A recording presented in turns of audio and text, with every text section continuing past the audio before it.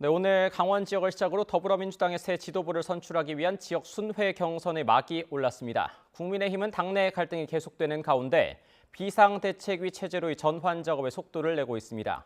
자세한 내용 국회 취재기자 연결합니다. 이경국 기자. 네, 국회입니다. 네, 민주당 소식부터 알아보죠. 첫 순회 경선지에서부터 치열한 경쟁이 이어졌다고요? 네, 그렇습니다. 오늘 오전 10시부터 강원 지역 합동 연설회가 진행이 됐습니다. 아무래도 이 당대표 후보들이 어떤 메시지를 내놓을지가 큰 관심이었는데요. 뚜렷한 전략 차이가 드러난 연설이었습니다. 먼저 이재명 의원은 차기 총선과 대선에서 승리할 수 있도록 유능하고 강한 민주당을 만들겠다고 강조했습니다. 정부와 여당을 향해서는 이 위기의 원인을 제거하기보다 악화시키는 데 골몰하고 있다며 날을 세웠습니다. 들어보겠습니다. 민생과 국가를 위해 필요한 일은 적극 협력하겠지만 정쟁에 몰두하는 집권 여당의 퇴행과 오만 독선에는 강력하게 맞서 싸우겠습니다, 여러분. 박용진 의원은 유력 후보인 이재명 의원을 향한 공세에 집중했습니다. 특히 이재명 의원 지지자들이 부정부패 연루자가 기소될 경우 직무를 정지하도록 하는 당원을 바꾸자고 주장하고 있다면서 이를 지독한 사당화라고 비판했습니다. 들어보겠습니다.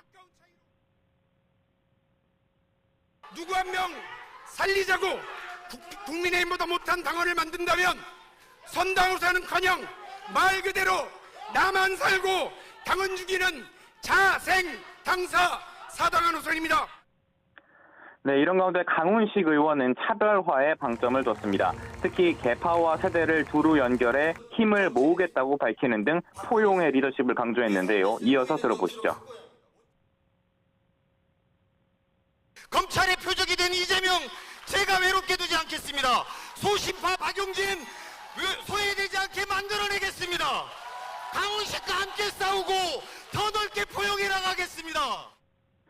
네, 오후 4시 반에는 대구에서 합동 연설회가 이어집니다. 연설회 이후 강원과 대구 경북 지역 권리당원 투표 결과도 나올 예정인데요.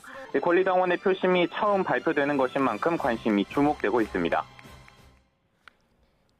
네, 국민의힘으로 눈을 좀 돌려볼까요? 비상대책위원장 추천을 위한 논의가 이어지고 있죠. 네, 그렇습니다. 어제 국민의힘 상임전국위원회, 지금 당은 비상 상황이라고 결론을 내렸습니다. 이에 따라서 오는 9일 전국위원회는 권성동 당대표 직무대행이 비대위원장을 임명할 수 있도록 하는 당헌 개정안과 함께 비대위원장 임명안도 의결할 전망입니다. 비대위 체제 전환을 위한 준비 작업이 사실상 모두 끝나는 겁니다. 이에 발맞춰서 권성동 대행은 비대위원장 추천을 위해서 당 내외 인사들과 막판 조율을 진행 중인 것으로 전해지고 있습니다. 현재까지는 당내 중진, 그중에서도 비교적 개파색이 옅은 5선의 주호영 의원이 유력한 것으로 전해지는데요. 오늘과 내일 사이 비대위원장의 윤곽 조금 더 선명해질 것으로 보입니다. 비대위원장이 누가 될지는 차기 당권 구도에도 큰 영향을 줄 것으로 보입니다.